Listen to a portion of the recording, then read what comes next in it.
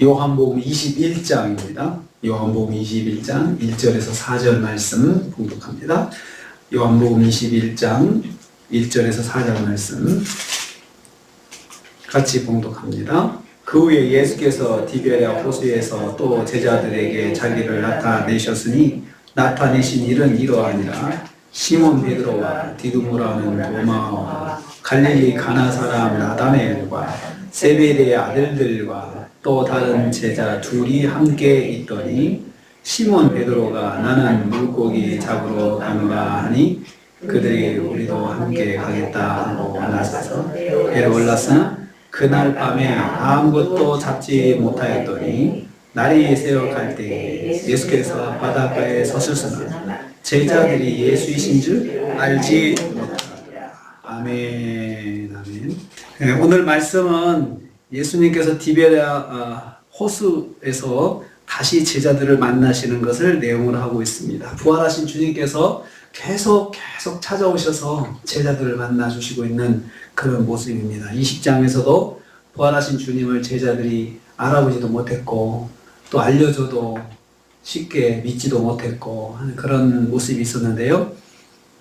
드디어 제자들이 예수님을 알아보고 부활을 다 확인을 했습니다. 그런데도 다시 주님께서 디베랴 호수, 그러니까 디베랴 호수는 갈릴리 바다를 디베랴 호수라고도 그렇게 부릅니다. 갈릴리 호수, 갈릴리 바다 이렇게도 말을 합니다.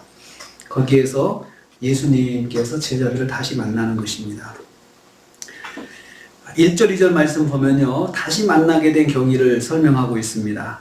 이것은 주님과의 약속을 지키려고 제자들이 먼저 갈릴리 호수로 갔기 때문입니다. 예수님께서 그렇게 말씀하셨습니다. 내가 살아난 후에 너희보다 먼저 갈릴리로 가리라. 그리고 또 빨리 가서 그 제자들에게 이르되 그가 너희보다 먼저 갈릴리로 가시리니 거기서 너희가 배우리다. 이렇게 말씀을 하고 있기 때문에 이제 제자들이 이제 갈릴리로 이제 가게 되었던 것입니다. 주님께서 갈릴리에서 먼저 가서 기다리시겠다고 하셨기 때문에 이제 가게 된 거죠. 자, 갈릴리가 어떤 곳입니까? 그곳은 2년 전에 제자들이 예수님께 부름을 받았던 곳이었습니다. 예수님과 동고동락하며 사역하였던 추억이 있는 곳이었습니다. 제자들이 다시 이곳으로 모였습니다. 베드로, 또 디두모라는 도마, 갈릴리 가나 사람 나다나엘, 그리고 야고보와 요한, 그리고 이름은 거론되지 않았지만 다른 제자 2명이 거기에 합세했다라고 그렇게 기록하고 있습니다. 부활하신 주님과 다시 만날 것을 기대하며 주님의 말씀대로 제자들이 갈릴리로 모였던 것입니다. 영적으로 다시 시작할 때 처음 은혜의 장소로 돌아가는 것도 하나의 방법입니다. 처음 내가 은혜 받았던 곳으로 가서 다시 한번 거기서 기도하며 다시 한번 영적으로 회복하는 것도 하나의 방법입니다. 두 번째로 시몬 베드로가 고기 잡으러 가자고 하였습니다. 3절 말씀입니다.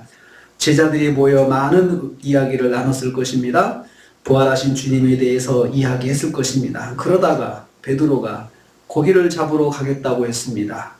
그러자 다른 제자들도 같이 가겠다고 따라 나섰습니다. 결국은 베드로가 고기 잡으러 가자 이렇게 한 거나 마찬가지가 되었습니다. 갈릴리 어부 출신인 그들이 시간을 보낼 수 있는 유일한 방법은 바로 고기 잡으러 가는 것이었습니다. 그러나 그들은 밤에 아무것도 잡지 못하였다 했습니다. 그런데 사실 그 시간은 갈릴리 호수에서 가장 물고기가 많이 잡히는 시간이었습니다. 그 시간이면 다 이제 물고기 잡을 기대하는 시간인데 그 시간에 한 마리도 잡지 못했다 했습니다. 그런데 그 시간에 그들은 빈손이 되었습니다. 여기에 하나님의 계획이 있었습니다. 예수님을 만났던 처음 순간을 기억하게 하시는 것이었습니다. 처음 은혜 받은 순간이 반복되는 것은 하나님의 뜻이 있기 때문입니다. 처음 은혜 받았던 장면이 반복이 될 때 거기에는 하나님의 뜻이 있습니다. 이 순간에 예수께서 제자들을 찾아오셨습니다. 4절 말씀입니다. 베드로와 제자들이 잡히지 않는 고기를 잡아보자고 열심히 애쓰고 있는 상황에 그 시간에 바닷가에는 예수님께서 도착하셨습니다. 날이 새어갈 때 예수께서 바닷가에 서셨다라고 했습니다. 예수님은 제자들의 빈손 수고를 바라보고 계셨습니다. 바닷가에 도착하신 예수님을 그런데 아무도 몰라봤습니다. 아마도 그 바닷가와 호수가하고 제자들이 그물질을 하고 있는 그런 호수 안에, 배 안에서 안까지 거리는 약 한 90m에서 100m 정도 됐을 거라고 생각을 합니다. 그러나 제자들은 예수님을 알아보지 못했습니다. 거기는 자기들의 문제들에 집중하고 있었기 때문에 문제들에 집중 안 하고 아니라고 해변에 누가 서 있는 것을 못 볼 수도 있습니다. 그리고 또 새벽녘에 물 한 개가 끼어서 멀리 한 90m, 100m 거리에 있는 그 해변에 누가 있는지 자세하게 바라볼 수도 없을 수도 있습니다. 그렇지만 주석가들은 거기다 그렇게 덧붙입니다. 그들이 아직도 영적인 눈이 닫혔기 있기 때문에 알려줘도 순간순간 그 깨달음이 즉각적으로 오지 못했을 것이다 라고 말하고 있습니다. 그렇습니다. 삶의 문제가 그들의 눈을 가렸고 그들의 영의 눈이 어두워지 예수님이 오셔도 알아보지 못했던 것입니다. 문제에 집중하다 보면 나와 함께 하시는, 항상 함께 하시는 주님을 깨닫지 못할 수가 있습니다. 우리도 그렇습니다. 그들이 이상하다. 이 시간이면 누구나 고기를 잡는데 왜 안 잡히지? 그것 때문에 씨름하고 고민하는 사이 예수님이 오셨지만 못 알아본 것이죠. 그런 것처럼 우리도 내 문제와 씨름하고 고민하다 보면 주님이 나와 함께 하신다는 사실을 잊을 수도 있습니다. 그래서 그런 순간일수록 빨리 주님이 나와 함께 하심을 깨달아야 되고 빨리 눈을 돌려서 주님을 바라볼 수 있어야 합니다. 우리가 오늘 또 하루를 삽니다.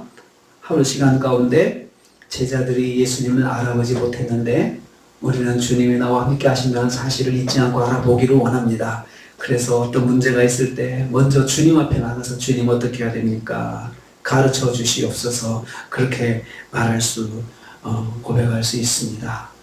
밤새 수련의 말씀을 준비하다가 안 풀려가지고 주님 무슨 뜻입니까? 어떻게 해야 됩니까? 기도하다가 또 말씀을 주님이 주시는 경험을 했습니다. 참 우리는 모든 순간 하나님 어떻게 해야 됩니까? 이걸 잊지 말아야 합니다. 왜냐하면 주님은 항상 나와 함께 하신다 약속하셨기 때문입니다. 오늘 하루 동행하시는 주님과 순간순간 함께 하시면서 우리 문제에 집중하다가 주님을 놓지 말고 주님을 계속해서 만난 하루가 되시기를 주님의 이름으로 축복합니다. 주님 감사합니다. 제자들이 예수이신 줄 알지 못했다 했습니다. 문제에 집중하다가 왜 안 되지? 왜 그러지? 생각하다가 그들을 만나러 오신 주님을 알아보지 못하고 그들이 끙끙 고민하는 것을 보았습니다. 아버지 하나님, 저희들은 우리의 문제에 집중하다 주님 동행하신 주님이 함께 하시는 것을 잊지 않게 하시고 매 순간순간 우리의 생활 속에서 주님이 함께 하심으로 주님과 동행하고 주님께 묻고 주님께 기도하는 저희들 되게 하여 주시옵소서. 예수님의 이름으로 기도하옵나이다. 아멘.